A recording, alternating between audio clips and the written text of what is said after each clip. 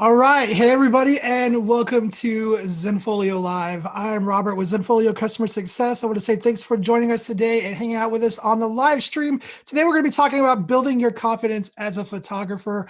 We have Martin Hobby hanging out with us. Super excited about today. Hey, if this is your first time hanging out with us, make sure you say hi to us in the chat. Let us know where you're watching from, whether you're watching on YouTube or Zoom. But today, we're going to be talking about things like a business coach, focusing on your strengths, but knowing your weaknesses, connecting with clients, and making the most of your downtime.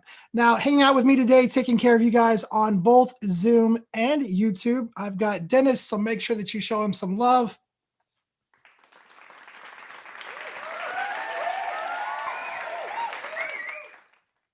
I haven't seen him ride the bike and eat breakfast yet, but if he says it, I believe he can do it. Be interesting to see that. All right, in the way of announcements, no Zenfolio Live next week. Happy Thanksgiving to those of us who are going to be celebrating Thanksgiving. There will be no Zenfolio Live next week. The next Wide Angle Wednesday is going to happen on December 2nd. And this is going to be a bit of a time change. So typically we're doing those at 2 p.m., but this one is going to be happening at 8 p.m. Eastern time. So that'll be 5 p.m. Pacific for you guys in the Pacific time zone. The topic is going to be your first portrait session, what you need and what you need to know. So we're going to be talking about gear, knowledge, different things like that. Our panelists are going to be Jeremy Liu, Jeanette Stewart. I'm not sure.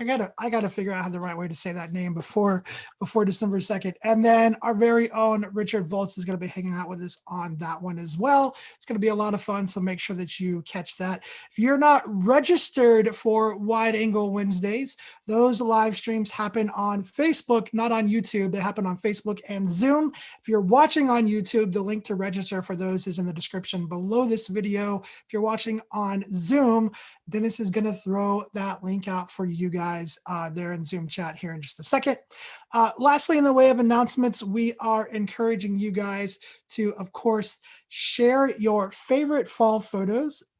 Soon it's going to be winter photos. I'll have to look and see when the first official day of winter is, but share your favorite fall photos. Make sure that you're using that hashtag Zenfolio Photographers for a chance for that image to be featured on either the intro of the live stream or on one of our social media platforms. All right, you guys. Well, I am super excited.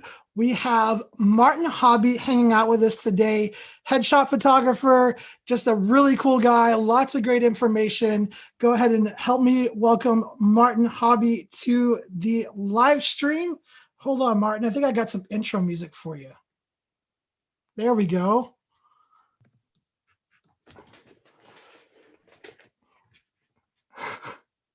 All right, Martin, how's it going? Not too bad. Hello. Good to see you. You too. All right.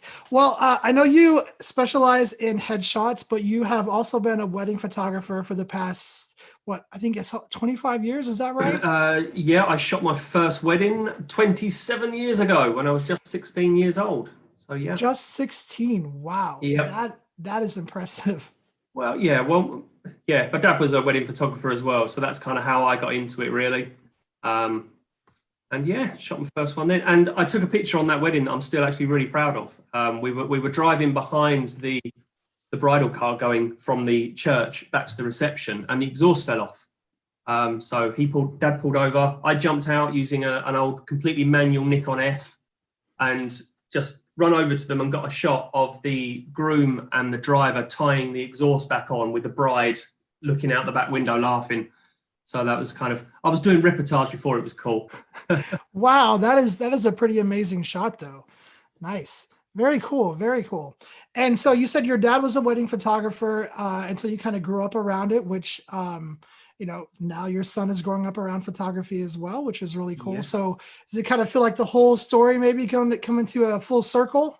Yeah, I think so. I mean, he's actually come along on a couple of weddings with me already where I've kind of shot. I've been there as the photographer, but they've been friends of ours. So he's come along as a guest, and I've just handed in one of my cameras. And one of the weddings we shot, I think he was only 7 at the time. The couple, they left the church on a motorbike and sidecar. So the groom was on the motorbike, bride was standing sort of in the sidecar bit, and they went up on 2 wheels. So the sidecar went up in the air. and my son was just in the right spot at the time, and he got the perfect shot of it, and that was the picture they chose to have blown up to go on their wall, which he likes to remind me of. He likes to say that he's a better photographer than me already. That is awesome. That is so funny, man. That's funny. So you said that your dad kind of got you into photography. Can you kind of talk about that, how that kind of very first started, when you kind of started getting interest in it, and how that went? Yeah. Well, I've been around sort of cameras and knew how to use completely manual cameras and old Western Master handheld light meters from a very young age. And it was one of he'd kind of got out of photography a little bit. And it was when one of his friends decided to get married and asked him, look, would you do it? And he was like, well, okay, but let's do it together. Because I was studying photography at college at the time. In fact, I didn't even want to do photography at college. I wanted to do ceramics and pottery. But Nice. the person who signed up for the class, and it was like, oh, well, my dad's like photography. All right, I'll do photography then. And it's kind of stuck with me. So yeah, it was his mate who just sort of said, look, yeah, photograph our wedding. And that was the first one we did. And then throughout sort of the 90s, we shot weddings together. And then we also did a lot of pet photography at the time as well, because they used to breed Shetland sheepdogs. So we sort of, they knew people in the dog world, and we did dog training and obedience and agility with the dogs. And then we tied that in with photography. So we just went round the local area, photographing dog training classes and dogs every week or every night of the week. So I was pretty much a full-time pet photographer for a few years in the late 90s as well. Nice. And then after that, my dad sadly passed away in 2000, so 20 years ago. So losing my dad and my business partner at the time was quite tough. So I kind of limped along with the business for a couple of years. Just my heart really wasn't in it. And then I ended up getting a job for a family portrait studio. I then went on after a few years to manage that studio. So I was sort of stepped away from the photography side of things really, but that gave me a great business insight, sort of just learning how to run a business. So that was sort of really beneficial at the time. But then I got to, what was I now, coming up to 30, and I just thought, you know what, all I've done since I was 16 is photography, and I tried to get out of it. So I went to work for a bank, just sort of a high street bank. And this was the 2008, 2009, so peak financial crisis. You could go and work for a bank. And I only was only there for, I think it was 8 or 9 months. And I really didn't get on with the corporate lifestyle at all. And I resigned on my birthday as a present to myself, because the final straw was I went in one day wearing a pair of zebra skin shoes. And I got called into the manager's office, and they were like, Martin, what makes you think it's acceptable to wear zebra skin shoes in a bank? And I just couldn't think of a reason why it wasn't acceptable. The customers were coming in saying it's great to see someone with some individuality here. But of course, a bank doesn't really want individuality. They just want you to toe the corporate line. And so, yeah, I resigned, and that was, 2009 on my birthday, and then went self-employed. Nice. So a couple of questions. Do you still have the shoes? I don't, no, not anymore. That's so funny. And then was there a moment for you? So you've been really involved in photography for a long time. Was there ever a moment where you just were like, I really love doing this? Or was it just kind of one of those things that you grew up with and just kind of the love for it kind of progressed? Oh, do you know what? That's a great question, because so many people, when they're asked how you get into photography, it's always about like the magic of seeing the picture appear in the chemicals. And I think for me, I never really had that. Photography's always been there. So it's something I've always kind of done. And I think this is why a couple of times I've tried to get out of photography to do something different, but then I've always come back to it because it is absolutely amazing. I mean, it's the places you get to go, the people you get to meet. Sometimes it really can kind of be that champagne lifestyle on a beer salary, as they call it, really. So yeah, I think the love for it has grown with it. And the few times that I've got out of photography, that has made me go, yep, photography is the one for me. Let's get back into it again. That's funny. It sounds like photography wants you as much as you like doing it. So it wouldn't let you leave. Awesome. Well, What is so aside from the moment you mentioned about the bride and the groom and the car, the exhaust, any other moments that come to mind that are really just stand out to you during your wedding photography career? During my wedding photography career, standout moments. Wow. Putting you on the spot, I know. Yeah, I know. I don't really know. Standout moments. I'm not going to say they all blur into each other because they kind of they don't. There's certain bits of certain weddings that really stand out that are fun. I mean, some of my most fun weddings have been ones where the couple have actually sort of had woods at the back of their garden and they've got married there. I really love that kind of style for weddings where it's more about yeah, just doing something for the couple, what they really want to do, rather than a big lavish event and chucking loads of money at it and just trying to impress their friends and family. I do kind of like those smaller, intimate, quirkier weddings. You So get into that more authentic out to me. experience. Yes, and I also think because I used to do, excuse me a second, Go ahead, you're good.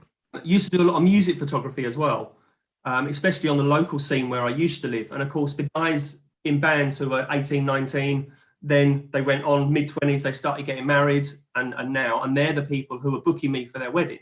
So of course, they're usually in sort of say punk or metal bands.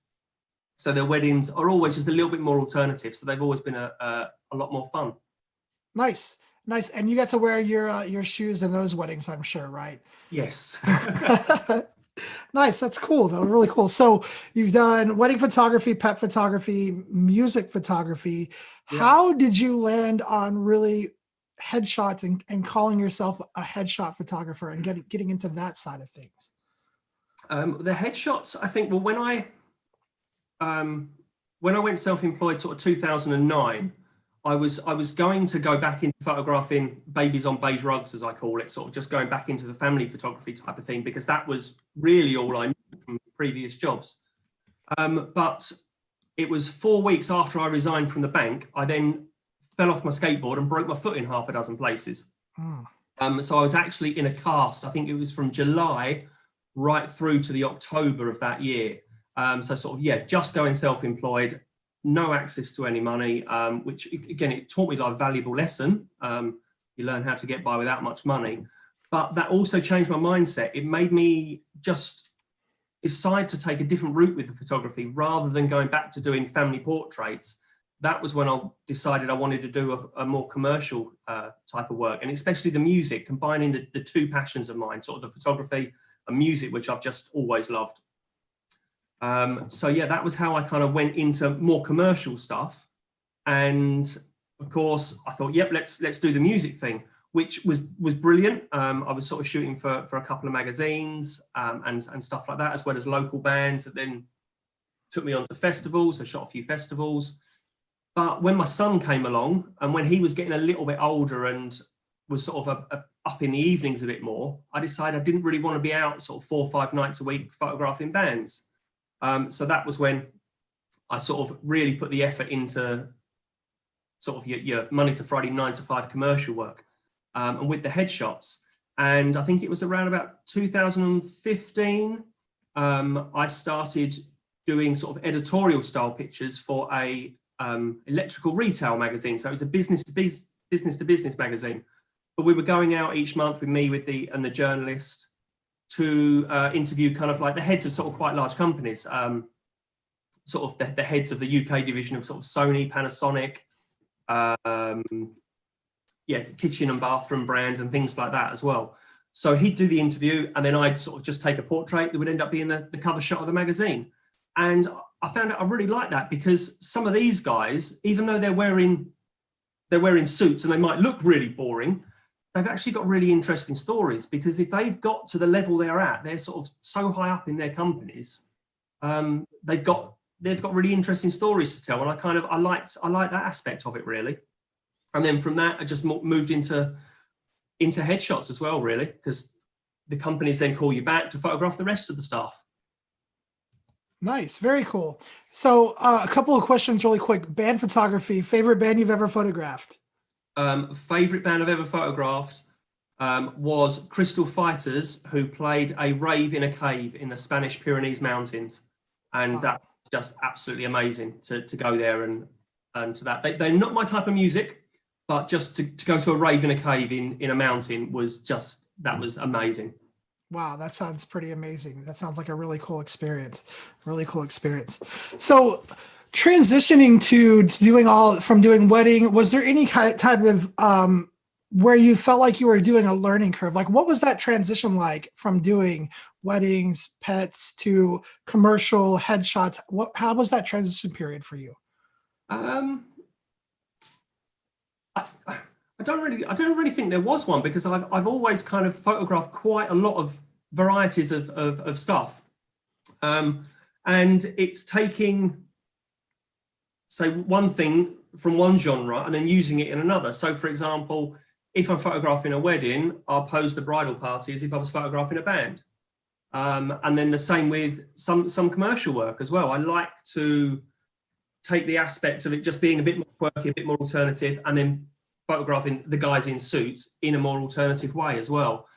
Sometimes there is a little switch in my brain that does kind of go, right, this is the headshot. It has to be straight on and everything has to be perfect. Or this is, and then I'm photographing a band and this has to be a bit quirky. So sometimes I do have to, if anything, force myself to think outside the box. It's like, no, just because this is on a corporate shoot today, you can still do something cool with them. Get the normal shots and then do something a bit quirky as well. But I think sort of the learning curve, as you mentioned, that's still there. It's every day, every shoot, just trying something new out and picking up new skills and new ideas. The learning curve's always there. Absolutely. Absolutely. Anytime and I think for me, when I got into photography and then I started doing other types of photography, the more challenges I started giving myself and the more situations I put myself in where I wasn't accustomed to it and used to it, that's where my confidence started building. Because at first it's kind of on that, okay, I know how to do all this, but then you kind of start relying on that. Well, I can figure it out and use my knowledge that I've built through my experiences. That if I run into a situation I'm not used to, I know what gear I have, and I know how to figure that situation out and make something work for it. That's where I've always found my confidence is putting those challenges on myself. Yes, definitely. And I think sometimes as well, I think the day I stop feeling anxious about a shoot is the day that it's like, okay, I'm done now. If I don't get those butterflies, those nerves of whatever the shoot is, they just prove that you're still passionate about what you do. And like you say, yeah, it's put in the challenging situations or turning up to a shoot and realizing that you've left a bag at home, or you take out a light stand and it's broken. And it's what you do in those situations that really sort of sets you apart and just keeps you on your toes, really. I love that you said that you still get anxious and that's still there, because I think so many people are looking for that moment when they're like, I feel confident, maybe not confidence the right word, but I don't feel anxious or I don't have those jitters, and they think that indicates that they're nervous. And for me, I think a lot of times that more or less indicates excitement, that you're excited, just like you said, about something passionate that you're doing. So I love that you said that, because I think so many people are looking for that moment when that goes away.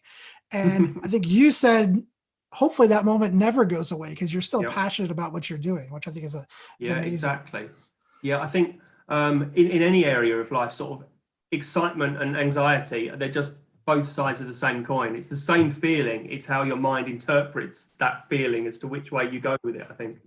I love it. I love it. Now, you and I have talked a little bit before, and you mentioned a business coach. So can you talk to me a little bit about the business coach, what that experience was like? Definitely.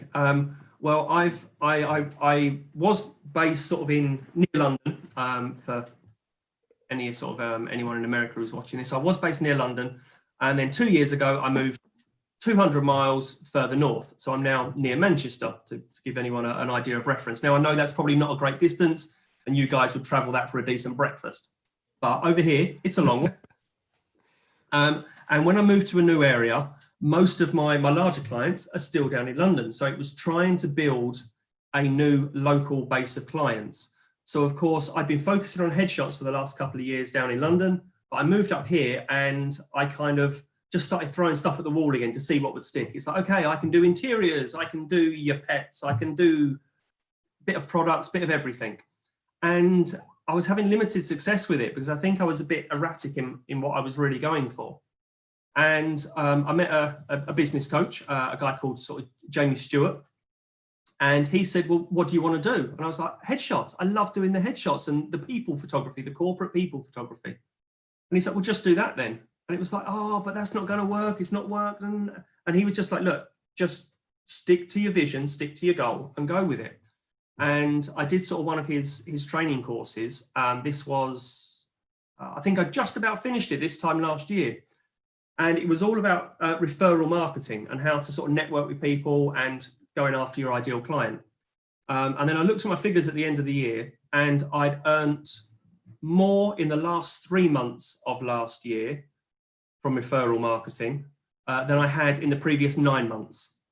So he really sort of just channeled my vision, just working with him and doing his training course, which again, training courses, they can all be very similar. So it's not sort of reinventing the wheel. But yeah, just really clicked with him and still working with him. Still speak to him sort of every week, at least once a week, if not more. And then sort of have a Zoom once a month with a few other like-minded people as well. And we just chat about stuff and how it's working for us. But yeah, that really changed since I'd moved. That was the best thing I've done. And the beginning of this year, it was my best January, February, and March since I started trading in 2009. So things were really flying, and then COVID came along, and I haven't really done much since. I feel like that's kind of what everybody's saying. And then COVID. Yeah. But I love what you said about the business coach, though, because it's always interesting to me because I always, when I first start hearing people talk about business coaches, I'm like, I'm going to pay somebody money to teach me how to make money. But then obviously it makes sense in the end because when you understand the value of it. And you said what, the first 3 months after the last quarter of 2019, I made more money than I had done for the previous 3 quarters from referral marketing, so from new clients. So I still had a few London clients that I was traveling down to work on, but new clients in a new area, I made more in those 3 months than I had in the previous 9. Yeah. Wow. Now, without going too in depth and giving away too many secrets, can you tell us a little bit about what changed with that referral marketing? Maybe you thought about it a different way, or you were connecting with people differently. Yeah, it was focusing what I offer and what I do, which was going back to headshots and sort of solely, rather than going along to say networking meetings or meeting people, and it's like, well, what do you do? And it's like, well, I do this and this and this and this and this and this and this. It was like, I'm a headshot photographer. All right, that was really easy for people to remember. And I also set up, again, it was his idea because he sort of said, you can use my office. I've booked someone in next Tuesday for a headshot. See if you can fill up gaps around them. And it was like, oh, okay. So I did, and it was literally, I'd fully booked a complete day of headshots within 24 hours. I just posted it in a few of the sort of Facebook groups that I'm in for sort of business networking, and I booked it. It was that easy. And then I ended up doing one of those at least once a month, either in his office or I sort of hired out other places to do them just around the local-ish area, traveling sort of say 15, 20 miles around. And yeah, just focusing on headshots. And even now, I've still got a waiting list of people who couldn't make previous dates or when I was fully booked to when I can start doing them again, because I don't have my own studio and we're actually back in lockdown again over here at the moment. I just booked in a headshot day, days to start filling up, and then we went back into lockdown again. So yeah, that really worked for me. And it was also just about finding your ideal sort of referral network, really. There's some people that you instantly gel with on a business level as much as a personal level, and you find it really easy to refer work to each other. And they could be in completely different walks of life. That he taught me to open my mind, open my eyes a little bit to who I was having in that referral circle, really. And that really worked for me. I love that it sounds like he gave you a challenge, and that challenge really helped you kind of push yourself. Yes, yeah, that's it, and he still does, because at the moment I'm kind of like, oh, we're in lockdown. I can't do any work. I'm really relaxed about stuff, and I just get a WhatsApp message at like 6:30 in the morning saying, when we spoke last week, you said you were going to do X, Y, and Z, and it was like, oh, I've got to. It's just having that accountability. I know I've got to make the phone call and say, oh, sorry, Jamie, I've not done it, but I'll do it by the end of the day, and then I go out and do it by the end of the day. Yeah. So it's super important in business, you think, to have somebody, whether it's a friend, a colleague, a peer, somebody to kind of hold you accountable to the goals that you said that you were going to achieve and kind of keep giving you that push. Definitely, yes. I mean, I think being most photographers, we fall into this because photography is the passion first before it's the business. So we're all creatives, and we just like, oh, squirrel. We just so distracted. We just, yeah, very good at procrastination and just faffing and getting nothing done. So having that accountability does help me keep me on the straight and narrow. Definitely, yes. So for photographers who've never even thought about hiring a business coach, talking to a business coach, any of that kind of stuff, would you say that now, especially with what's going on, us kind of being in this, some of us kind of being in this forced downtime, would now be the perfect time for them to maybe start looking into some of that? I think so, definitely, because as he keeps telling me, is now's the time to prep for when we can go back to work normally. So yeah, definitely now's a great time, because we've got that little bit of downtime. I know a lot of people don't have the financial freedom at the moment, but think of it as an investment if you have got it. We've got the downtime to look around, to really meet someone who you gel with as well. I mean, that's it. I've spoken to business coaches in the past, and it's just like, no, it's just not there. But when you meet the right person, it clicks. It sounds really cliched saying that, but yeah, that's kind of that's it really. You know when it's gonna work. That's great. Absolutely. And guys, as you're watching this, if you have questions for Martin, definitely get those in the chat. If you're on YouTube, throw them in the chat, and you can put at Zenfolio or at Dennis. If you're on Zoom, please use that Q&A button. We will definitely be answering your questions. So make sure you get those in there. We've still got about 40 minutes left. Lots of time to answer questions. Really quick. So doing headshots, I know a lot of times that's a really short session time period, right? It's get them in there and get them out. But you have to make that connection with your clients, right? To get the shots that they're looking for and that you're looking for. So what kind of tricks or tips or ideas do you have? Or tactics that you use to kind of get people to lighten up a little bit and really make that connection with them? I think the first one is do a little bit of research. if you can, if you've got the opportunity. I know if you're kind of booked for a corporate shoot and you've just got all the office bods coming through as a lineup, as it were, you haven't got time to research everyone. If you're booked for sort of a one-on-one, and it might be sort of a more prominent person in the company, then there's usually some stuff on Google about them. So that can be really helpful. Just finding those little bits of information. I mean, you don't want to go scary and sort of stand there and go, I know that you've got 3 children and Amy, James and Louise, because that would just really freak them out. But just finding out what they're into, if they've done an interview or something and you can find out that they're into golf or something like that, then you've got that little talking point. But on the day of the session, I kind of like, I kind of call it provoking a reaction from someone. You're not necessarily wanting them to smile, but you definitely want to get a reaction from them. But a good way, I think, to make people relax is to kind of forget that you're having your picture taken. So it's distraction techniques. And a couple of things I always use, I mean, it's on the back of this mug, is I ask people, what's your favorite dinosaur?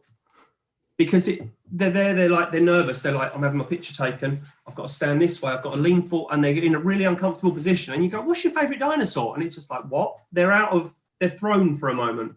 So they're out of their comfort zone. And most people say T-Rex, which is a bit boring. Occasionally you get a Stegosaurus, or my personal favorite, a Triceratops. I don't know if you've got a favorite dinosaur, Robert. I was going to say Triceratops, and my son is definitely a Stegosaurus fan. Swishy tail. Yeah. I think for me it's Triceratops because I remember that the Land Before Time, the cartoon, as a kid. Yep. And Little Triceratops was so cute in that. So There was Sarah and Ducky. Yeah, that's it. pretty Yes. sad that I know. Brilliant. You've watched it far more recently than I have. Yeah. We'll edit that part out. That's it. And once you've done that, generally, you just fall into a conversation with someone, and it's kind of little bits there because it's kind of like, okay, if I know they've got the Land Before Time reference, I know they're going to be into 80s movies. So it's another little connection. So it's kind of laying out a trail of breadcrumbs or dots and then joining up the dots or something. Another thing I always like to ask is, if a movie was to be made about your life, who would you have playing you? I love that. I love that. Are you asking me? Let's see. Yeah, I'm asking you. Yeah, we're flipping it around. I'm interviewing you now. So, man, I don't know. So I'm not a big follower of actors' names. Probably one of my favorite actors of all time, especially what movie was it? I love George Clooney. I love his just calm, cool demeanor. That's all. He's always been one of my favorites. Do you know what? He comes out quite a lot. I often wonder whether it's because of people like the suit where he had the bat nipples. I don't know. Might be. It might be. What's your answer to that one? Mine, and I have thought about this because people throw it back to me. I'd go for Nicolas Cage. Nicolas Cage is a good one. In just one of his, when he's kind of borderline crazy roles, which is most of Nicolas Cage's films. But yeah, I think Nicolas Cage, if you're out there and you ever want to make a movie about me and my life, Nicolas Cage playing me would be a good one. There we go. That's awesome. The question I always have an answer to is, what kind of animal do you want to be? And mine's always a squirrel, because they like hardworking, but they always look like they're having fun at the same time. Okay, yeah. Do you know what? I would go for squirrel, but again, it's another movie reference. The Disney Sword in the Stone, where they turn into squirrels. Yes. So yeah, I've always wanted to be a squirrel from that scene. It just looks amazing. Absolutely. It's so funny. Hey, I've got a couple of questions from chat really quick, and then we'll get back to some of the other stuff. Lynn McEntee, I think I'm saying his name right. He's been a viewer for a while. I should know how to say it. He said, are you providing any kind of incentive to those who refer clients to you? No, not as in, if you refer someone to me, I will give you a monetary value. But it's kind of, I like to think, if someone refers work to me, then I'm going to go out of my way to refer work back to them as well, and try and help them out. So there's a lot of sort of that mindset to it. And of course, if someone does land me a large client, lots of work, then I'd sooner just give them a token gift, sort of out of the blue, rather than, if you book me this, I will give you this. Now, I'm happy to do that.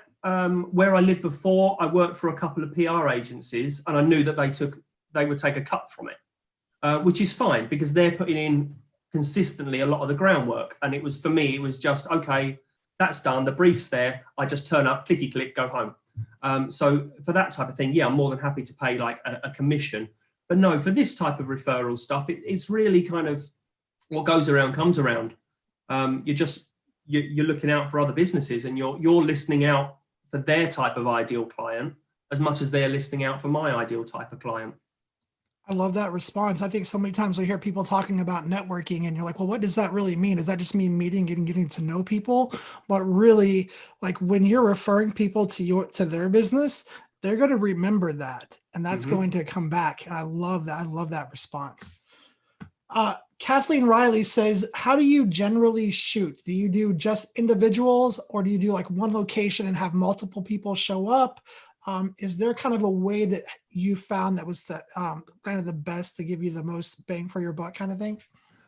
Yeah, I found what I call my headshot days, but were really working for me. So that was me booking a location. I don't have a studio. It was on the cards. I really kind of want to get one, but of course I'm going to wait until COVID kind of goes away. The last thing I want to do is pay out for a studio and then it'd be sitting there and I can't use it.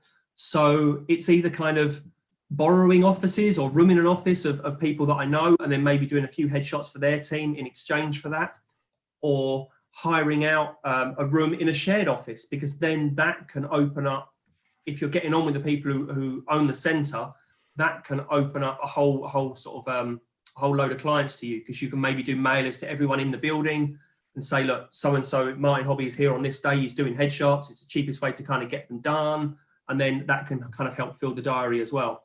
But that was a new thing to me. That was one thing that kind of my business coach Jamie kind of said, well, he booked one in and said, right, it's your job now to fill the rest of the day. So, and that worked. But before that, most of it was on an individual basis, or going out to companies on location and photographing their team, which I still do, well, still did a lot of as well. And hopefully we'll go back to doing that as well. Yes. Nice. Love it. I'm going to read a couple of things from the chat really quick. So Denzel Washington was one that came up. Kathleen Riley said that she would have Sigourney Weaver play her. Michael McCullen said Zach, I'm not going to pronounce the last name right. Zach Gaffelknapp. I can't say it. I can't read. So, but some people are responding to you there on Brilliant. YouTube. Love it. It's so funny. And it gets people thinking. And I noticed even when I spun it back to you, you do this every week or 3 nights a week. It threw you for a moment. Oh yeah. So if someone's in front of your camera, and also you get that reaction, you get that initial, oh, and it's sort of just taking the pictures around that. I mean, my headshot style, it's very sort of conversational. And I've had a sort of the feedback from some people just sort of saying, it's just, you just feel like you're chatting to him. Now, half the pictures I get are people going, where I've caught them mid sentence, but you do get those genuine sort of reactions in there as well. So yeah, I just like to keep it fluid. Absolutely. I'm trying to grab a link here because so you have a YouTube channel, and I was checking out some of your videos. Your latest one, Reading the Gruffalo, I thought was amazing. I was like, okay, is he taking on voice acting now? Which I think you should definitely look into that. It was amazing. But you guys need to go check out his YouTube channel. If you're watching on YouTube, the link to it is in the description below the video. He actually shows you were doing a series there where you would record yourself setting up your lights. Yes, it started off, I just messing around. At the end of shoots, what I used to do was set one camera up and film myself packing down the equipment. And then I'd speed it up and play it in reverse, so it looked like I was setting it all up. And then they kind of got a little bit more elaborate, and I ended up doing little kind of dance routines almost, for want of a better word. There's a few of those on there. And there's a few where I have just videoed headshot sessions. And then once we went into, well, it was only when we went into the first lockdown over here back in March that I thought, you know what, let's do the YouTube channel. And I did a few sort of, just had ideas for self-portraits, and did a few of those, and that kind of kept me sane for the first few weeks of the initial lockdown as well. Now, unfortunately, I've still got a few ideas. I haven't had the motivation to do them. I have got more ideas that I do want to do.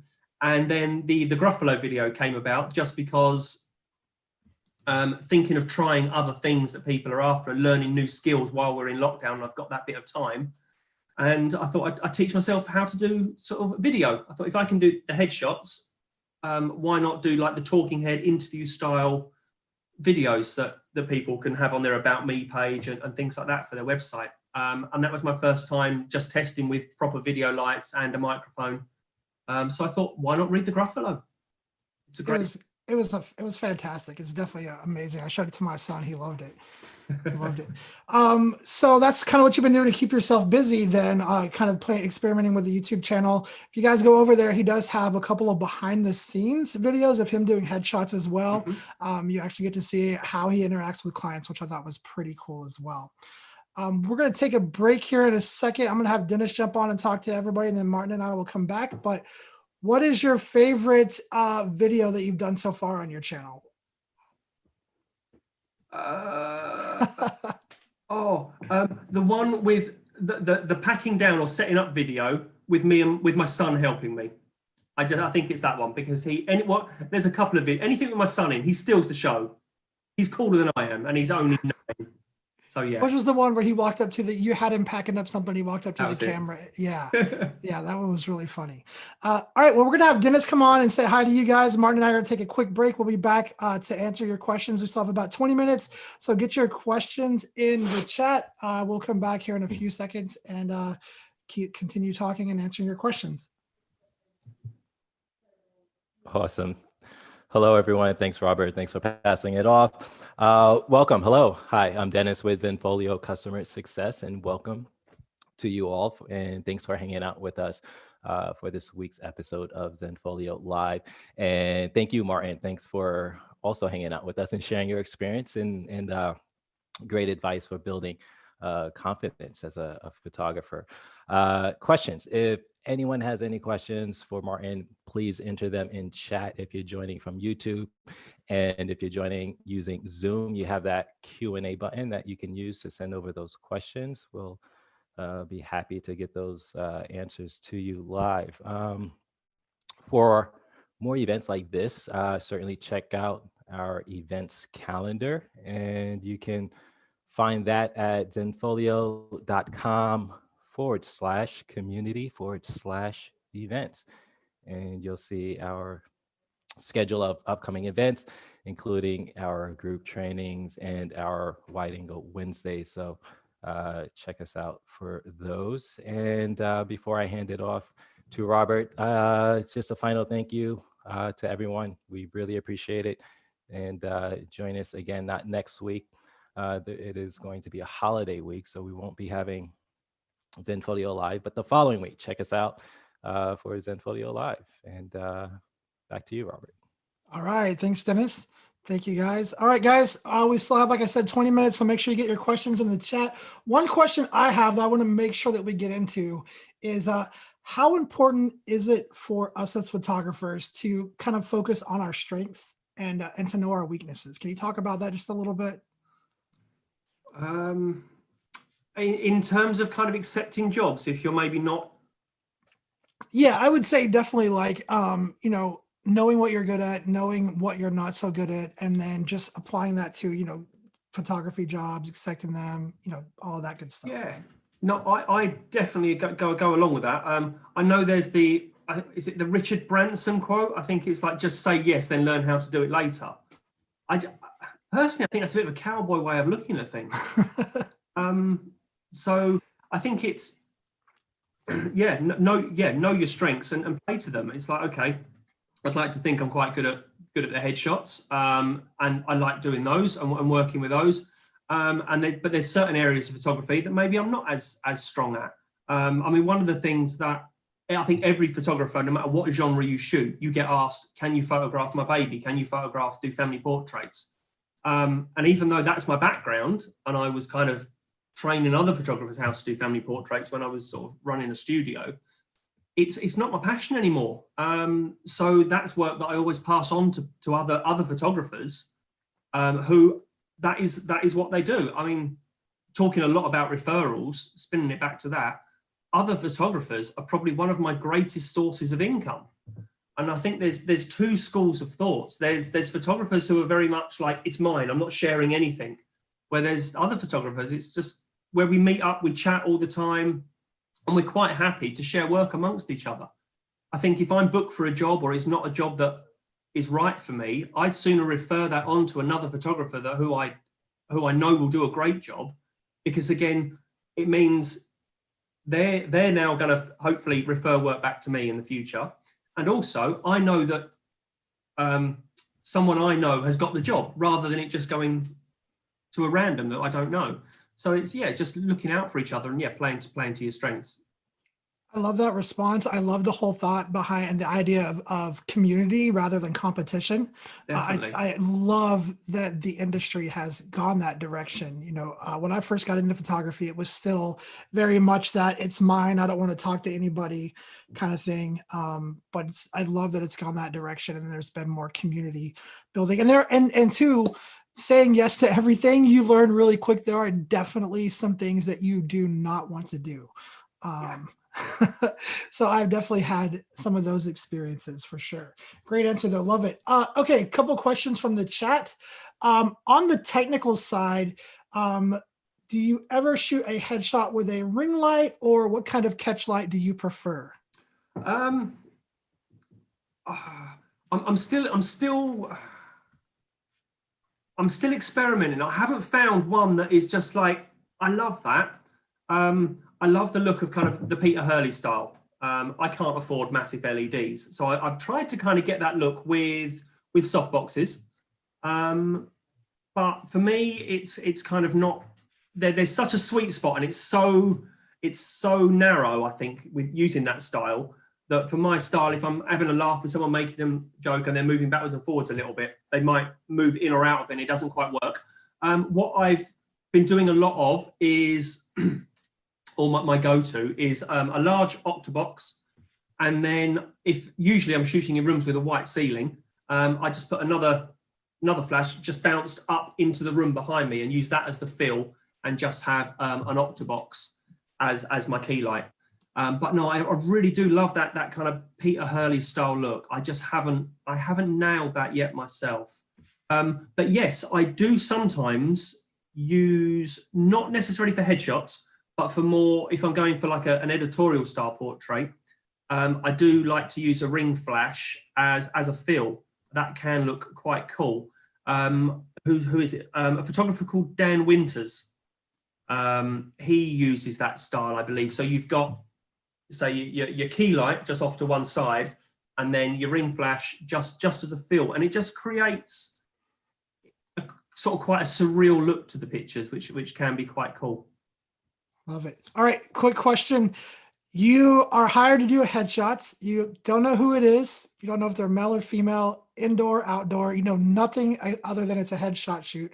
You can only bring one light setup. What are you bringing? As in just one light? One. Okay, so no, I take one light, one modifier. Okay, it would be a AD200. And my go-to at the moment is a 90, I think it's 90 or 95 centimeter octabox. I have just bought a 120 centimeter one, but I just don't have the space to test it out in my house. So I'm waiting until I get an actual job to test that one out. But no, I mean, most of my editorial work, when I've sort of shot for B2B magazines, that was all I took with me. Light stand, AD200, and a 95 centimeter octabox, and that's all you need. I could do 95% of my work on that. Nice, love it. All right, this is from Stacy on Zoom. She says, Stacy here from Milton Keynes. Am I saying it right? Probably not. Make fun of me if you want to, Stacy. She said she's a big follower of you and would love to know any advice on how to get into corporate and commercial photography without having a portfolio or any leads. She currently shoots families and children, but she wants to take it to the next level. Great question. Okay. Speak to friends and family who either run their own businesses or work for businesses, and kind of how most people break into sort of family portraits or weddings. They end up doing a couple of shoots for free to begin with, just to test the waters to see if it's right for you. So that's a way to get into it, is just, instead of asking friends and family about their kids, ask them about their jobs and what they do, and get into the conversation that way. Or if you're a bit more serious and you know it's the route you want to go down, I would sort of recommend just joining networking groups. I mean, I've joined a couple in my new location, because it's a great way to meet people and businesses, being in a new location. But when I started up 10 years ago, sort of 2009 or so, I joined a networking group then, and that's what got my foot in the door really with commercial work, was networking. Through networking groups. Love it. Great answer. Thank you. All right. Tyree Dawson on YouTube, she says, what advice would you give to any photographers who are worried about getting through the next 6 months with all the current challenges due to COVID?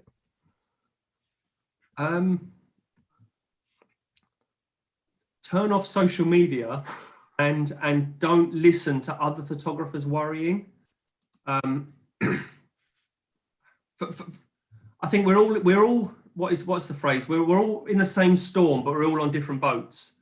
Yep. I think that's it at the moment. I mean, when this sort of first kicked off back in April, we sat down, we did a plan, we did a budget. I knew that all my work pretty much this year up until Christmas would go. So we planned, we budgeted, and we knew that we'd be able to get through this year. So we'd survive. I'm not going to say it's living, it's surviving, because they're sort of tightening the belts and not spending any sort of money we don't need to.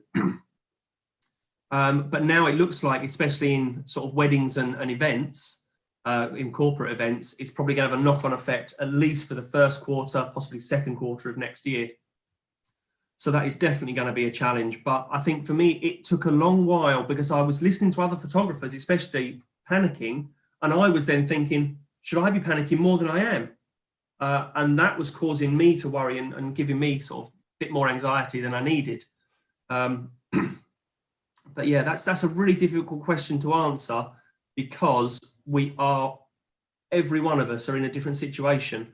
Whether you're, again, if you're in the UK, self-employed, if you fit certain criteria, have been looked after reasonably well by the government. If you're a small limited company, you've had absolutely nothing. It's not been fair at all on any of us. But I think we are our own worst enemies. We're creating the drama and fear amongst ourselves. So and do a plan. And then that way, at least, even if it's a really scary plan and you're scared of doing that plan because you know that you're not going to have enough money, at least you've done a plan and you know pretty much when your money's going to run out. But yeah, do a plan. Love it. Much. Love it. I think the best thing is get yourself into a good headspace, right? Like turn off social media and, don't worry about what you can't control, but focus on what you can control, which is what's going on up here. So love it. Great answer. Question from Greg Turtle on YouTube. He said, what did you want to be when you grew up? Fire truck. Fire truck. I think you did mention, you mentioned pottery earlier. Yeah. So what kind of got you into pottery? I just like working with my hands. I don't know. Where's one? I've got one here. I mean, it's not very good. I was probably my son's age when I made it, but I just like sort of playing with clay and stuff. I'm not going to link it back to a film reference and say it was because I saw Ghost and no, I don't know. That's why I just fancied. I can't draw very well, and I haven't done pottery for years really. So that's why I kind of went with photography in the end. It was sort of something artistic that didn't really involve much dexterous talent. That was pretty impressive, though. I don't even think I could do anything close to that. Question from chat. How long is your typical shoot? How many looks do you usually provide in an average shoot? Do you ever have like only 5 minutes for a headshot? Yes. Well, typical shoot. If I'm doing a one-on-one, I find I say to people, allow a couple of hours for it. I find just from experience, most people, if they're not used to being in front of the camera, will burn out after about an hour and a half, and that's you've lost it. Your smiles are waning, and even your best gags aren't working anymore. But I think I always sort of say allow a couple of hours, because it's about getting the conversation flowing as well, and trying to keep that going. I have had a few of the jobs where I've gone along with a journalist. We've interviewed someone, sort of head of a company. The interview's gone on longer than we're expecting, and it's like, right, we need a photo, and you've literally just got 5 minutes to get it. One of the things that I like doing when I do that is just while the interview's taking place, just listen to what's being said, pick up on the mannerisms of the person being interviewed, because then they shift their body position. You can see where they feel comfortable sitting or standing or what they're doing, just watching their body language. So you can use how they would naturally pose themselves for your pose. And then also just have a little scout around and just look for locations as well. So yeah, there's been quite a few shoots where it's literally right down to the nail. And I know I've got to get a cover for a magazine, and it's like, right, I've got 5 minutes to do it in. So it is just a case of using one light, one flash, and a softbox, and getting that shot very quickly. Nice. Love it. Great advice. Great advice. I love the fact that you're talking about listening to what they're saying so you can pick up on their mannerisms, but then paying attention to the location stuff. That's great stuff. Any tricks? So let's say you have somebody come in, none of your normal stuff have worked. They don't even laugh at the question about who would play them. Maybe they're just in a bad mood. Any situations where you've dealt with that? Anything you've kind of pulled out just that worked really well to kind of pull that person out of that mood? It is tough. I've been in the situation where, say, it's usually if it's you're booked for a corporate shoot and they're just having everyone come in and have them, and for that type of thing, I allow 10 minutes per person. Most people don't need 10 minutes, but some people do. But occasionally you get someone come in, there's a little X on the floor, so you stand on the marker, you take one shot of them and they're like, thanks. And it's like, whoa, whoa, whoa, whoa. And they're like, no, that was it. And it's like, and then occasionally you do get people who just like, they hate it.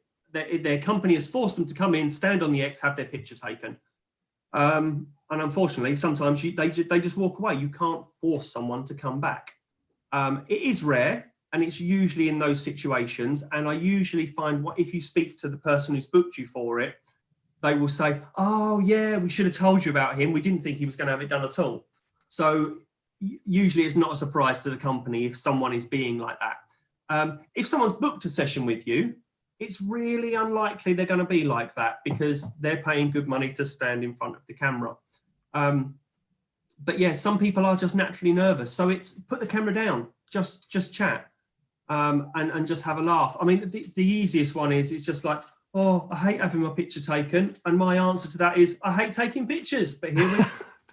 It gets a laugh every single time. You get, even if it's just a little, you get something. Yeah, definitely. That's what I used to do a lot of youth sports volume photography, and there was always a couple of kids who did not want their photo taken. And I'm one of those photographers who became a photographer because I hated having my photo taken. And so I always wanted to be on the other side. And what I found works hands down in those situations is giving them the camera and letting them take my photo when it's the kids. They love that. And then they brighten up and they let me take their photo. We've got a few minutes left.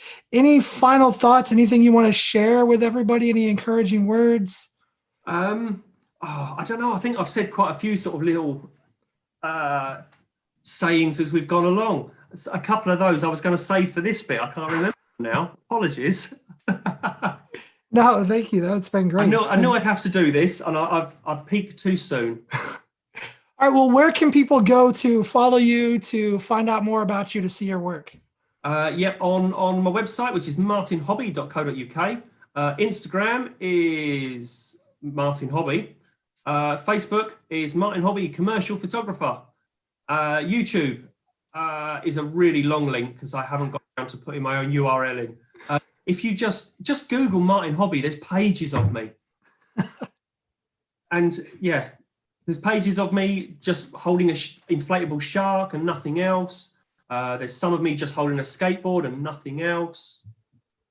Yeah. All over the internet. And if you're on YouTube, all of those links are below the video in the description. If you're on Zoom, I'll see if I can get Dennis to throw those into the chat for you guys really quick. Guys, we do have about 2 minutes left. So again, I do want to say thank you to Martin so much for hanging out with us. Thank you to everybody who joined us on YouTube. Let me shout out some of you guys really quick. Tyree Dawson, Kathleen Riley, Greg Turtle, Lynn, Dave Patrick, Jamie Stewart. Hey, Jamie was hanging out with you.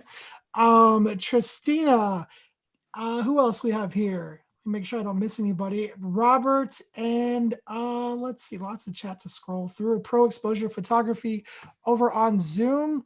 Anders, Anthony, Brian, Diane, Eduardo, Laura. Thank you, all you guys. Stacy, thank you guys for hanging out with us. Again, no Zenfolio Live next week. Make sure everybody enjoys a nice holiday. And make sure that you are going out, that you are not going out, but you're staying safe, doing something nice for somebody, do something positive, lift somebody up, encourage somebody. And let's make sure that we all work together to make this world a better place, because it could really, really use it right now. Again, Martin, thank you so much for hanging out with us. I appreciate it. Everybody have a great weekend, and I will see you guys not next week, but the following week. Bye, everybody. Bye, Martin. Take care, guys. Cheers.